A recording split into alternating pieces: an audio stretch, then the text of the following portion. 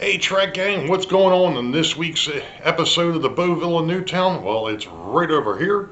Stand by and we'll get into what's happening this week.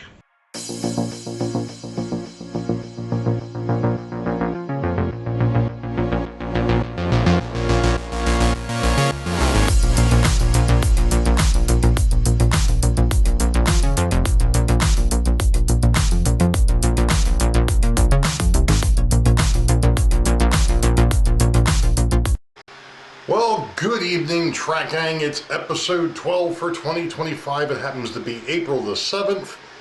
And welcome aboard. I was in the process of doing something and realized, maybe it would be better if I actually recorded what I was doing. So we're going to get to that in a minute, but I know some folks were asking last night on Sidetrack Sunday how the scenery was coming. So I started to mess around with, sorry if I'm shaking the camera here. I started messing around with placing some trees and so on and so forth. Now, none of this is permanent, obviously. But one of the things that I realized is that I am going to need to paint the backdrop before I do anything else. And then most people would be like, well, it's already blue. Yes, you're right, it is blue. I'll give it that. But I need to paint some trees in the road and some other things. I also need to, there's a couple things I need to fix as far as this area goes. We'll be probably getting back to that before the end of this video. But let me go ahead and go back to where we were.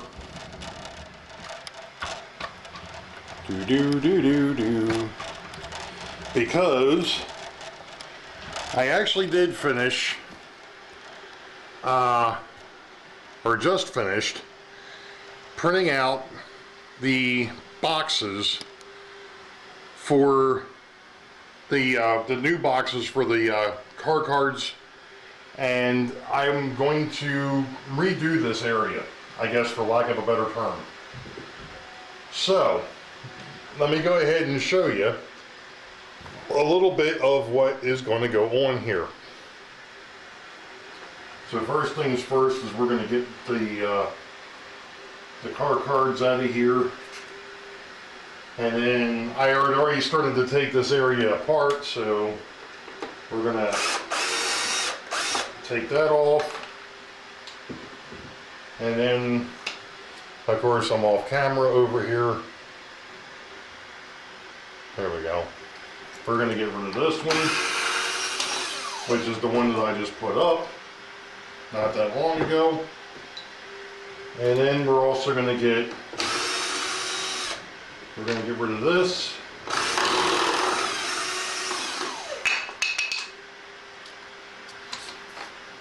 Because we don't need that anymore either. Oh!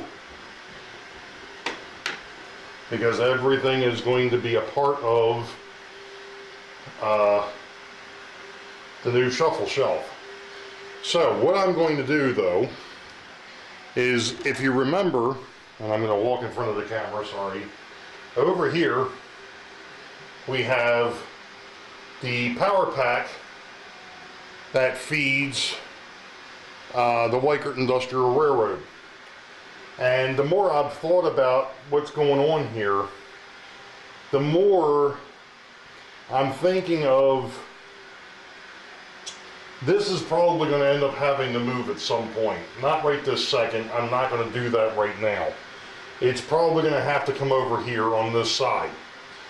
So with that in mind, what I'm going to do is I want to see if I can figure out. So if that goes onto that side, this thing is 9 inches.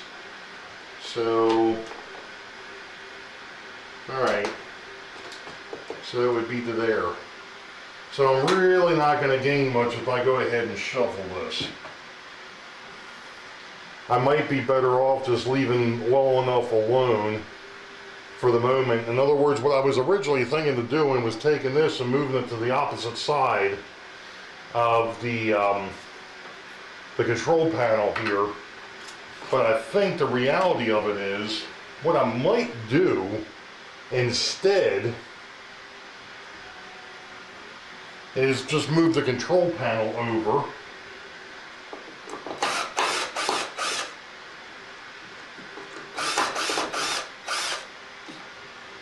And that's not going to work either. Okay, never mind.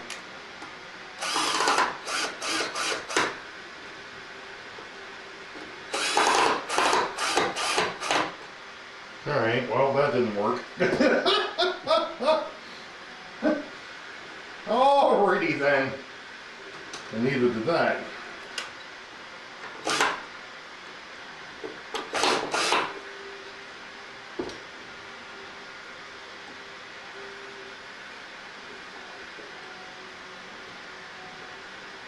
course, now I have to try and figure out how I did this before.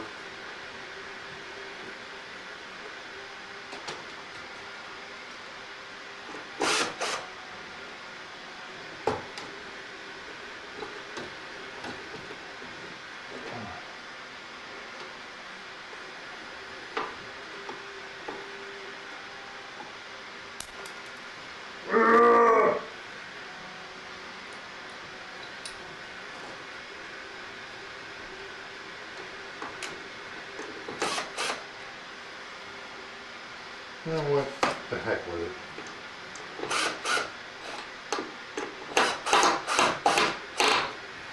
I think it'll be right that way. Okay. Alright. So, what I'm going to do next is I'm going to go ahead and get the boxes over here that I need. And we'll go from there. So we'll be back in a bit. Alright, track gang. This wasn't as easy as I thought it was going to be, but then again, whatever. As you can see, we now have the new boxes in place, and I've got the shelf in front, which means that you can go ahead and, you know, lay your cards down here and then pick them up and put them into the box. Or if you have, obviously, which I don't have out here at the moment, if there was a train coming through, you could lay the train holder down here and be good. Now, I still need to label these, obviously. This is going to be maintenance away, or Newtown maintenance away.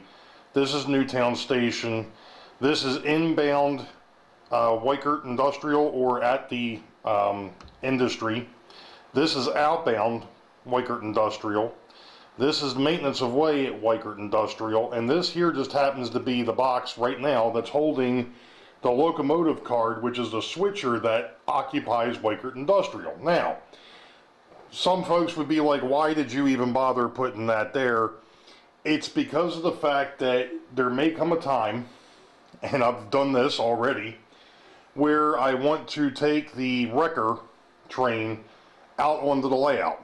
Well, the locomotive that is assigned to that wrecker train is the Weichert Industrial switcher.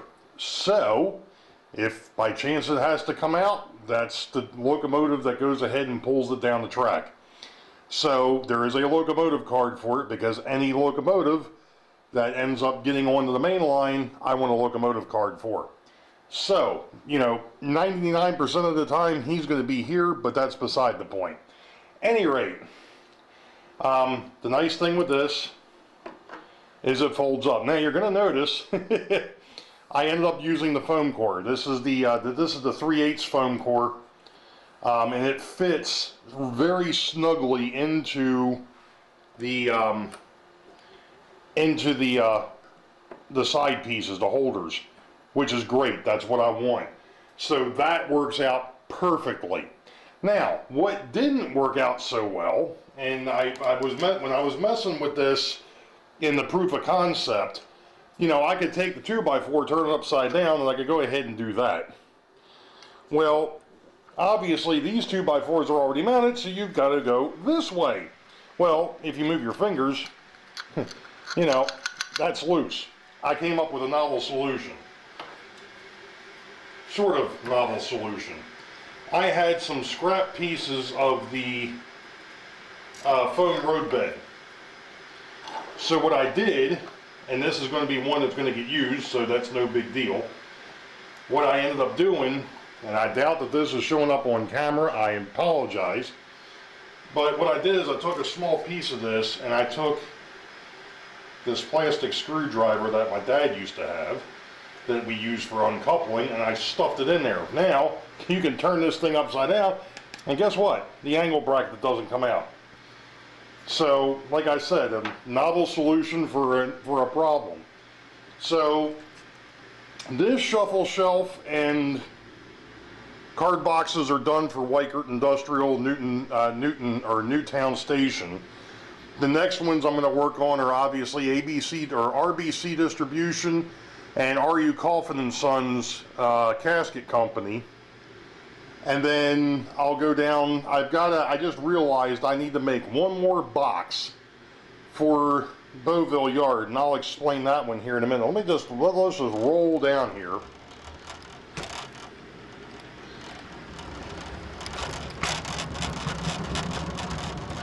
And I'll explain why.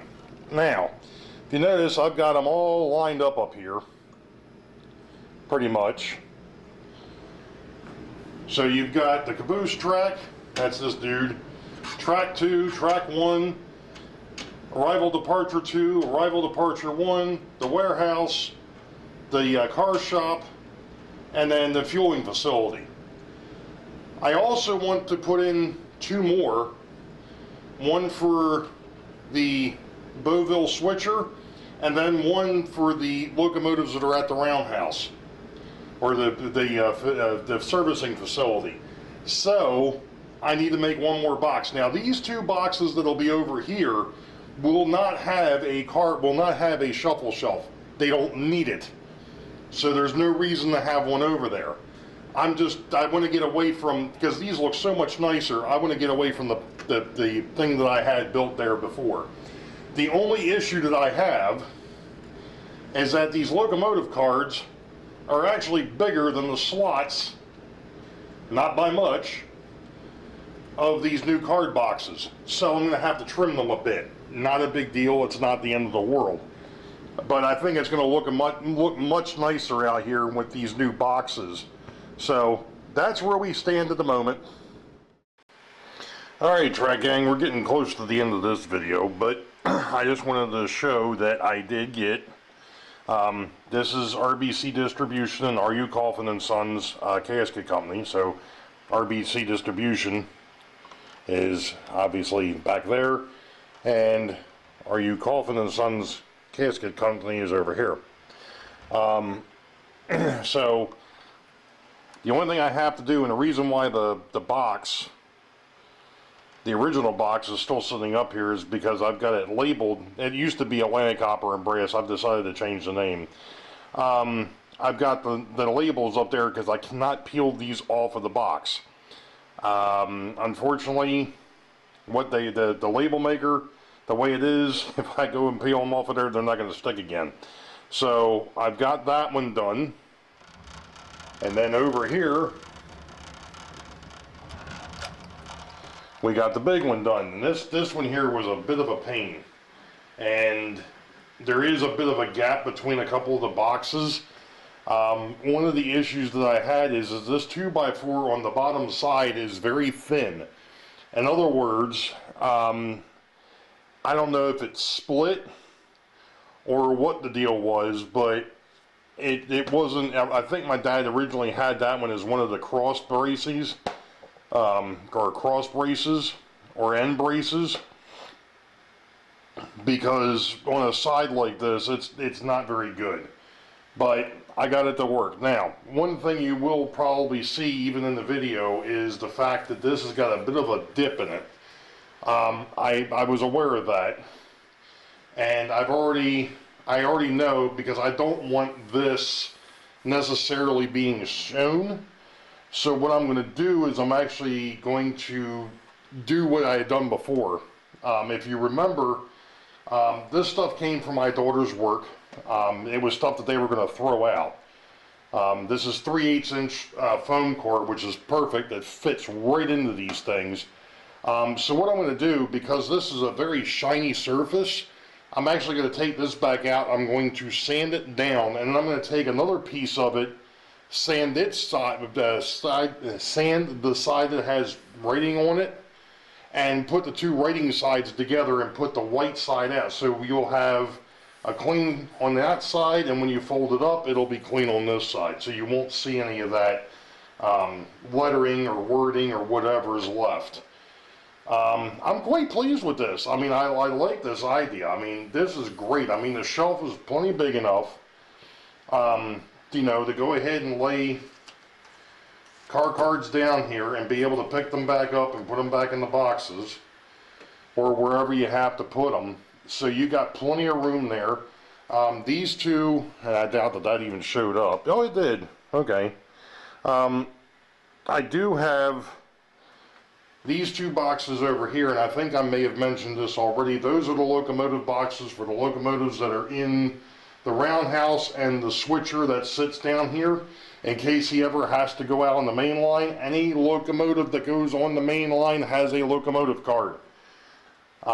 It's my way of keeping track of, pun intended, keeping track of the locomotives. So the next step will be to take this back out, sand it down, so on and so forth, get that prepped up, and get that cleaned up.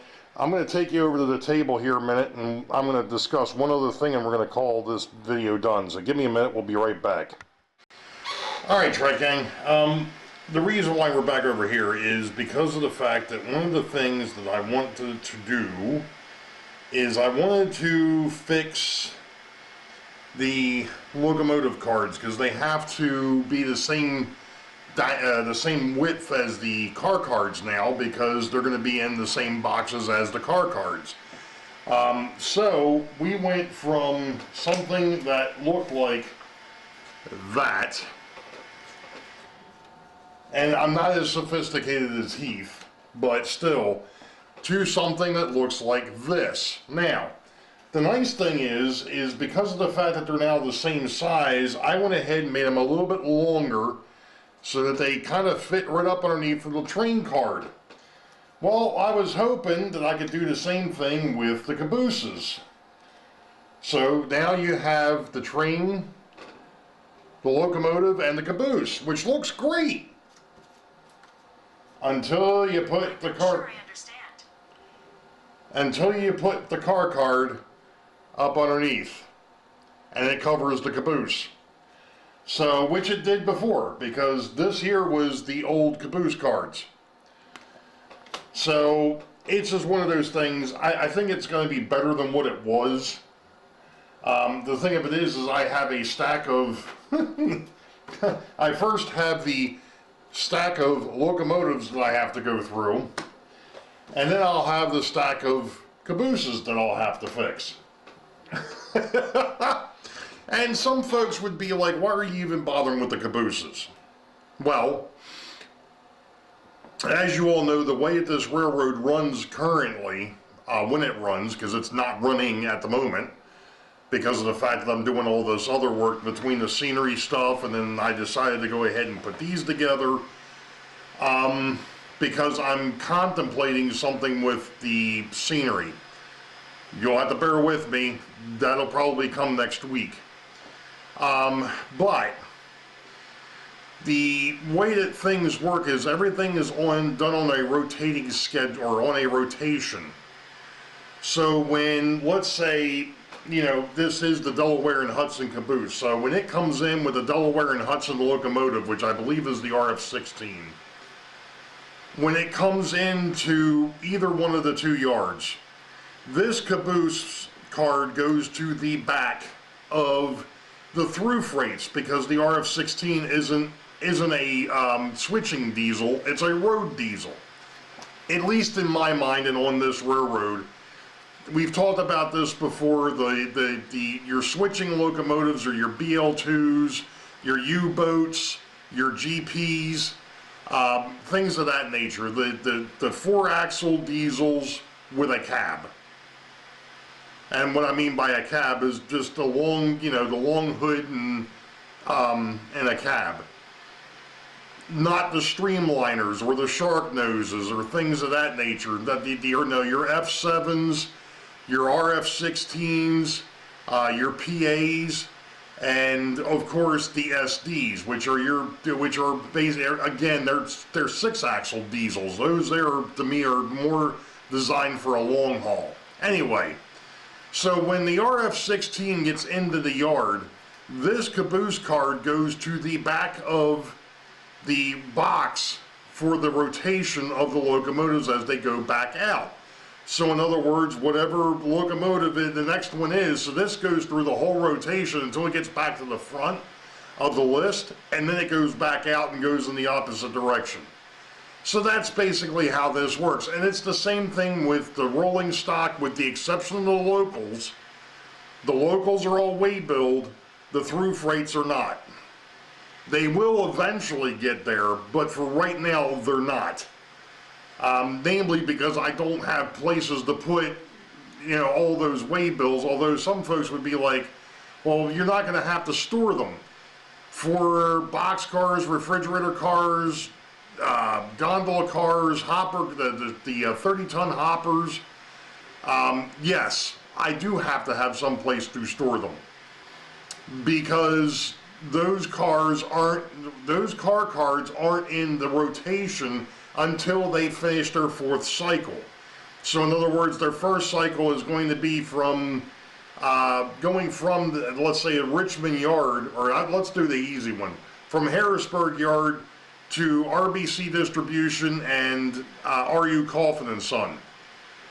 They make the change out there, so that's their first cycle. So they're now in their spot. So what'll happen is after they finish, those car cards will get sent over to cycle 2. Cycle 2 would be to move them from their industries to Boeville, and that may not happen at the step. And that's obviously not one of these things where you drop the cars off, you pick them right back up and take them down to Boeville. No. You're picking up the cars that are already there at the industry that weren't just dropped off. You're picking up those cars and taking those to Boeville, because once they get to Boeville, now they're on cycle 3. Cycle 3 is from Boeville to Richmond. So they're going to go from the warehouse and one of the storage tracks over to arrival departure 1 or arrival departure 2, depending. And then they'll leave Boeville and they'll go to Richmond. So that's their 3rd cycle. The 4th cycle is to go from Richmond back to Harrisburg. Once they've completed that, then those way bills come out of those cars, and they're now set up to be on the through freights. So they can go from Richmond, or from Harrisburg to Richmond on one cycle, and then they may not be seen again until the rotation comes back around for them to go from Richmond back up to Harrisburg. Hopefully that makes sense. Like I said, we've been over this a few times as to how this thing works. That's how it's working for the moment. So I've got to go ahead and play origami over here, and go ahead and cut up a whole bunch of index cards so I can get this to work the way it's supposed to. And like I said, next week I'm going to touch on and maybe even show you what I've got planned for the hill next, because we're getting real close to being able to really start seeing that scene come together. And I know it's been over a year. I know the damn scene has been over 2 years, but we're getting close. So don't forget that this weekend, Sidetrack Sunday is over on Dave's channel, DB Tech. Link is in the description, 8 p.m. U.S. Eastern. That would be the 13th. Yes. So, you all know the deal. Wait for the high ball. Green tracks ahead. We'll catch you all next time. Be safe. God bless. We'll see ya.